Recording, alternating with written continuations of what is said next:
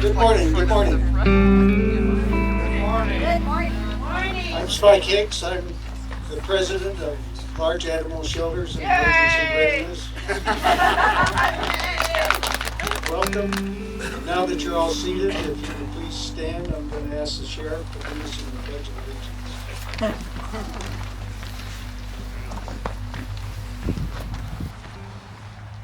I pledge allegiance to the flag of the United States of America and to the republic for which it stands, one nation, under God, indivisible, with liberty and justice for all.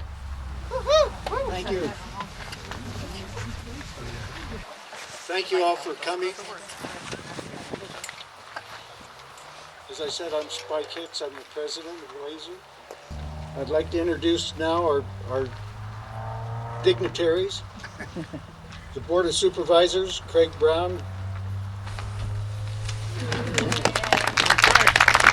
Supervisor James Gregory from District 2. Vice Chair Mary Mallory from District 5. The Yavapai County Sheriff David Rose. The Yavapai County Emergency Manager R.C. HELTON. The Yavapai County Facilities and Capital Improvements Director Ken VANKEUREN.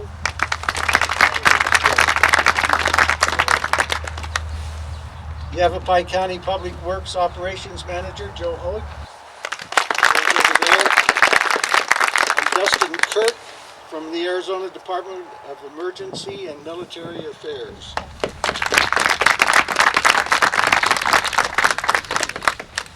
Thank you to Chairman Brown and the Yavapai County Board of Supervisors for your support in providing this facility. We appreciate the investment the county's made and has made in this endeavor and the recent improvements to the site done by the county facilities. Thank you to R.C. HELTON and his team at the Office of Emergency Management for continued guidance. We appreciate the support of the county sheriff and the assistance of the Department of Public Works. And at this point, I want to introduce the Laser Board of Directors. Back there in the back, Greg Valenti, First Vice President. Abby Harvick, Second Vice President. Judy Johnson, our Treasurer. Kathy Heath, our Secretary. You may have heard her on the radio this morning. And Lynn Valenti, our Volunteer Coordinator. To give a little history, before Laser was launched, the county provided shelter space over at the old Coors building, the exhibition center next door, and it started with the Goodwin fire that we were taking in large animals. We took care of over 200 animals that day, or that week. We think it was 200. Chickens are hard to count. And then when the Viewpoint fire started, we again took over the Coors Event Center, but realized we needed a bigger and better facility. And we knew that these shed rows were available. With the cooperation of the county, we were able to operate with these shed rows. And now it's come to this, and it's our call to action to form Laser. We started in 2019, and since then Laser's done over 850 hours of volunteer training.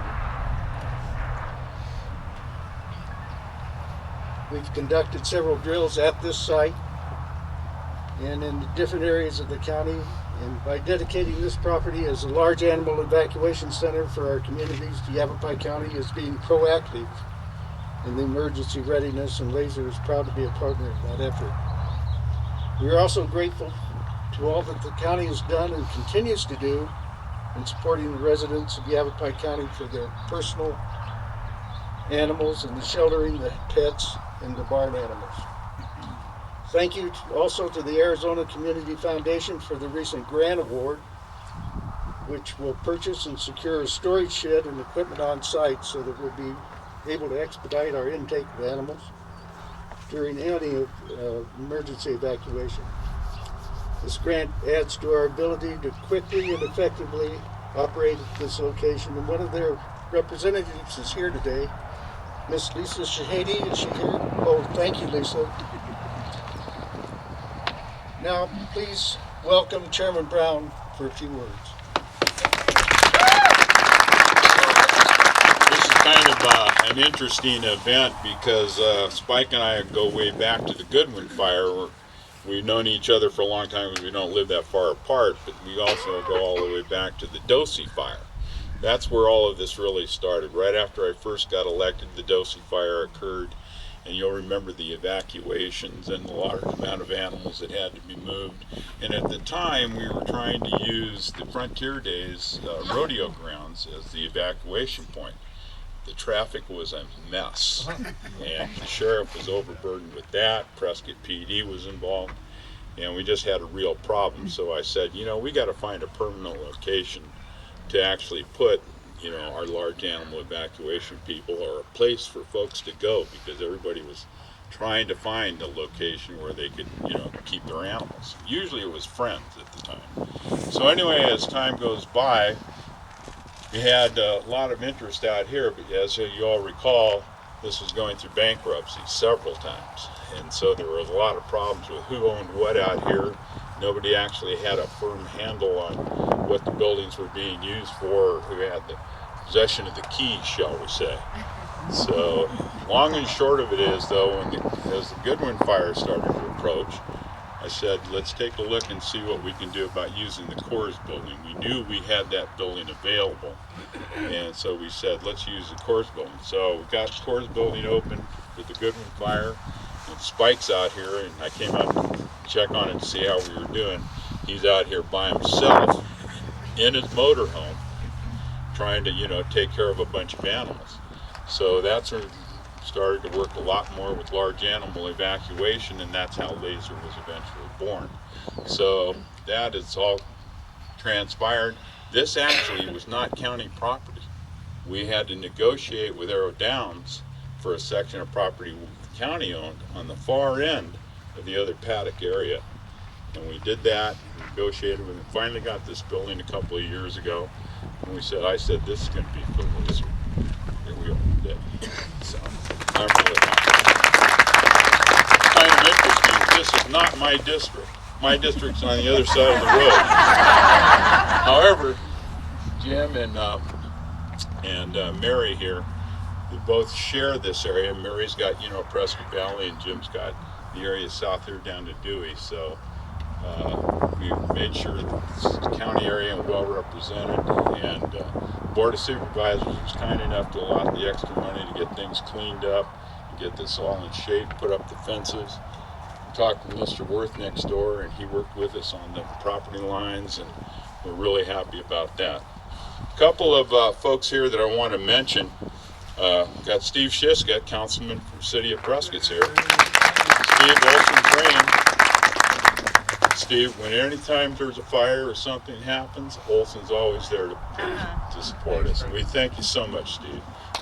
And we've got Mr. Ron James here. Most of you, though, he's the owner of Deepwell Ranch and the foundation. Very supportive of all the efforts that take place in the county, especially those related to the hospital. So, and Bob Betts, where's Bob? Bob's standing way in the back.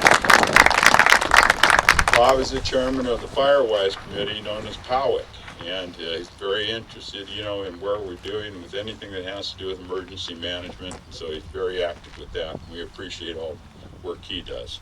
Who else we got here? That's about it. So those are the folks that I'm regularly involved with, because I participate with POWIC and all the other organizations that have anything to do with emergency management. And I just want to say to RC, we've got a good system working well now, and keep it up. We'll take care of this place and make sure it's available for folks in the future if we should have to need it. Thank you for coming today.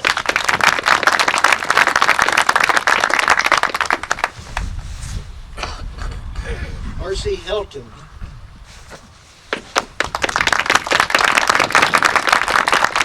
Good morning, ladies and gentlemen. I tell you,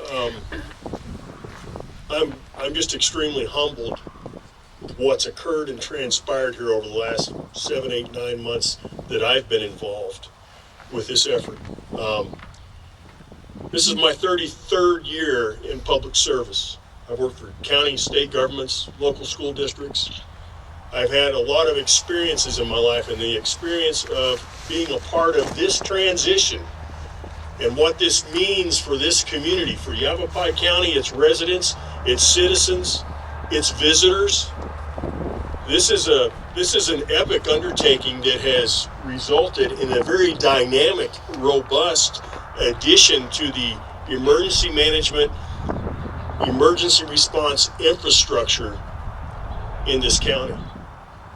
This is going to translate, whether directly or indirectly, the saving of lives. And that's what we're about in emergency management and public service, is life safety. Life safety is the central focus of what we do. And the advantages that this represents to the community in the event of a crisis, a disaster of the magnitude and scope that would require an evacuation, people don't want to leave their animals at home. They are their family members. Some animals are literally just like family for some of our residents. And this is a tremendous example of a public-private partnership in action. This is a magnification of a resource that has now been modified to continue serving a community and the citizens of this county. I want to thank the chairman and the board for their leadership, direction, and just constant vigilance in the effort to get us to this place today. I want to thank Kenny VANKEUREN and his crew over at Facilities for what they've done. They've been ambassadors of hope for us. I want to thank our planner, Brian Hunt and Jack Fields. They've been collaborating on the memorandums of understanding and organizing the final culmination of this project. I want to thank Abby, who I spoke to just before we started, because Abby has been a driving force. Greg's been a driving force. Spike, Kathy, all the folks at labor. Bob Betts has been vigilant in ensuring that these things happen on behalf of the betterment of our communities. You know, Coach Nick Saban from the University of Alabama wrote a book, How Good Do You Want to Be? And in his book, one of the central points that he made was, you're either spending your time or you're investing your time. So I started investing my time out here in February with the laser board. And this is the result of collaborative efforts from multiple departments, multiple stakeholders, that has manifested into this project that we have now, that other counties don't have this. This is a tremendous effort and a tremendous resource in building this community and continuing to build it and make it resilient. So I want to thank you all for your efforts today. I'd like to take the opportunity to introduce Sheriff David RHODES of Yavapai County. Sheriff.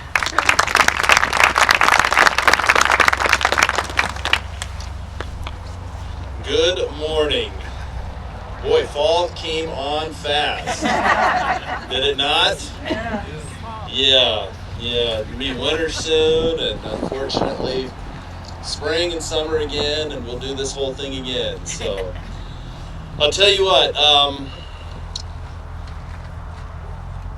I've been in Yavapai County my whole life, 28 years in this business, and unfortunately, you know, when we started, we got involved in emergency management. You know, the sheriff is always responsible for the evacuation of areas and the life safety and security of areas. And 28 years ago, when we started getting these major forest fires, one of the first ones that I really was heavily involved in was the Indian Fire in 2002. And when we were going out and trying to evacuate people and convincing people that they needed to leave their homes, because it was unsafe for them to be there, and that there wasn't going to be any fire protection, and that there wasn't going to be any emergency response, and they wouldn't be able to get an ambulance up there if something happened.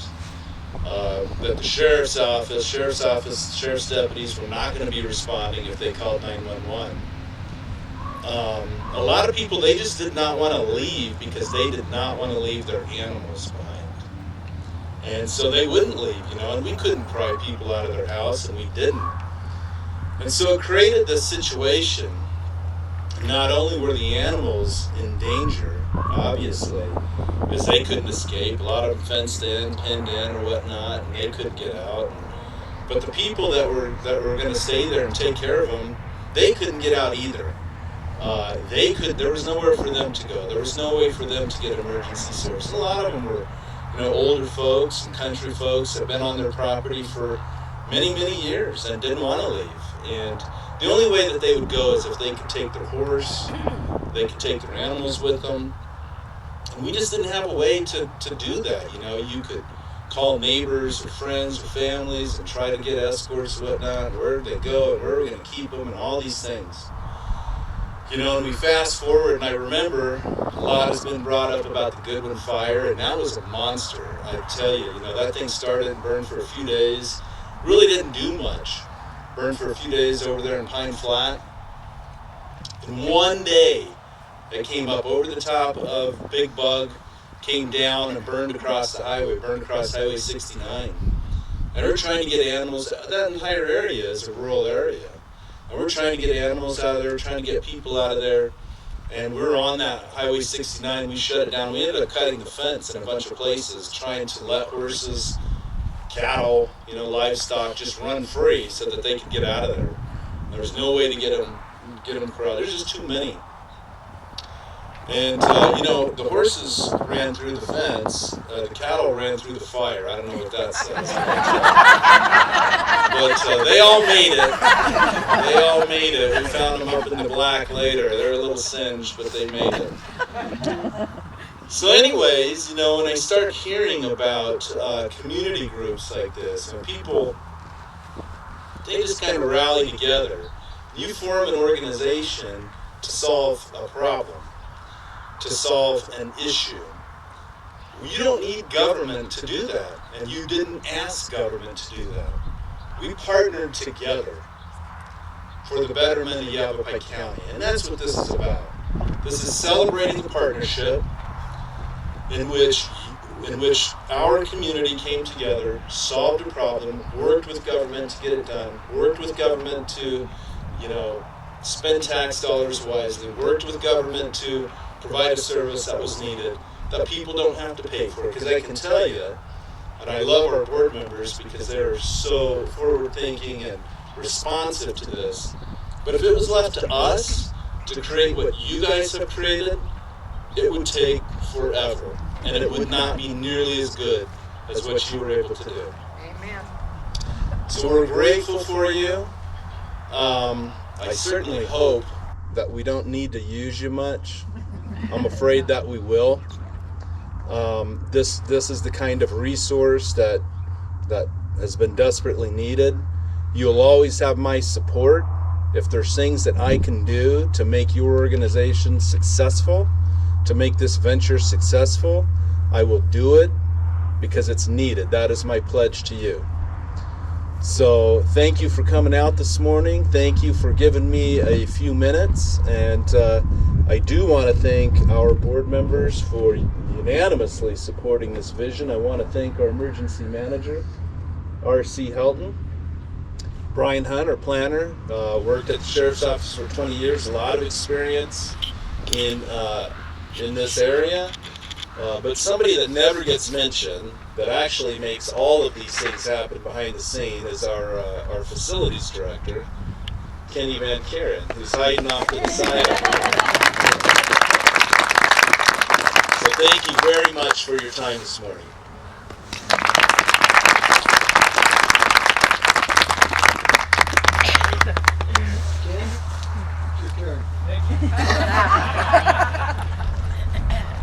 Well, good morning, everybody. It's nice to see such a nice turnout, really.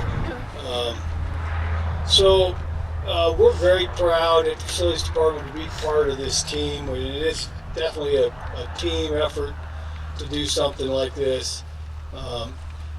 It takes a lot of work. This facility here was abandoned for a long time. And then when the county decided to do the swap and actually acquire this property, we were thrilled to be part of it. The crew, they really don't take much credit for any of this. They just do their job, but they do take a lot of pride in what they do. Some of the things that we did down here are interesting, but when we first got here, we had to remove a lot of extra horse manure that had been here for a long, long time. That's the next thing I was going to mention. We had to wrangle quite a few rattlesnakes out of here as well. But they have fun doing that. They actually play little tricks with each other, and had a fake snake in here one time and scared the heck out of everybody. But anyway, they do enjoy what they do. Like I say, we're proud to be part of this team. We put the fence up, working with American Fence. We did a lot of cleanup around here, got the water restored, the power back in place. The last thing that we're doing is, now that we have sold the exhibition center, we had to get the dedicated power back down here so that we're isolated on our own power. We're just about ready to complete that in the next 2 weeks. So we're pretty much wrapped up. It's going to be a great facility for everybody. And like I say, we're just proud to be part of the team. And the Facilities Department is always ready to jump into action whenever we're needed. When we had the Coors building, it was quite an exercise in emergency response. We ran up there and we started putting stalls in and working with Spike, and it was quite an experience. It was like a little Noah's Ark over there. There's pigeons and chickens and ducks and pigs and everything else flying around. So once again, I wanted to mention a few of the workers that worked on the job. We had the grounds crew out here doing a lot of work. Jeffrey Crooks, Louis Escanova, Daniel Driggs, Ken Mathis, and Nicholas Testoni. And then we had some electricians on the job. It was Les Payne and Mike Pantoni, and then Joshua Dursky, kind of our operator. And then the supervisors, Ken Schultz and Ron Smith. I'd say they all did a great job. Appreciate that. They don't really do it for recognition. They just enjoy what they do. So I appreciate you allowing me to speak. And we're just proud to be part of this team. And we're always here for whatever's needed. And we're ready to respond at any time. So thanks again. Yeah. Thanks, and, I'd like to introduce Mr. Joe Hewitt from the Public Works Department.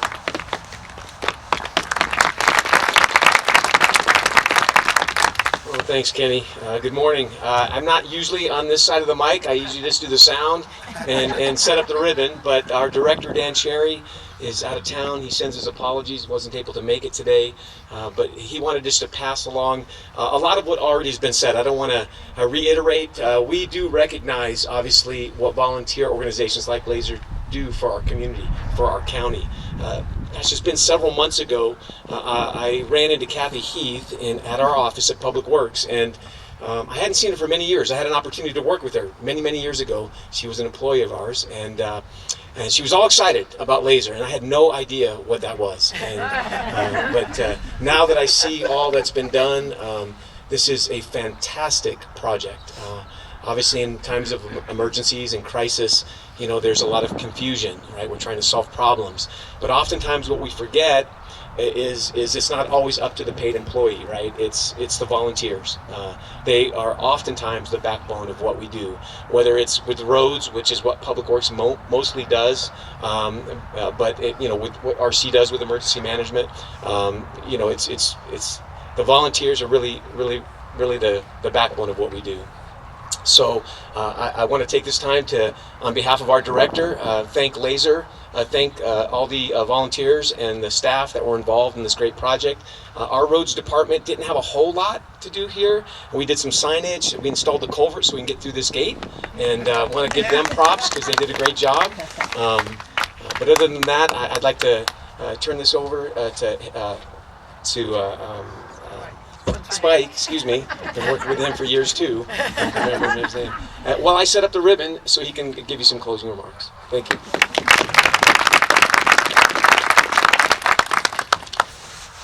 Well, I have no more to say except thank you again to all our donors and community partners who support our mission.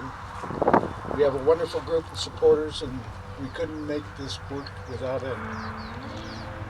Finally, I want to thank our volunteers. I can't name you all, but thank you for your work and your efforts and the amount of time that you put in to making this work. We couldn't do it without you.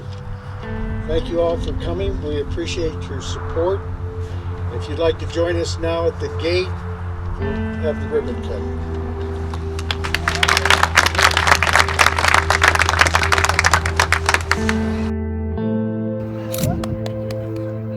What's your biggest?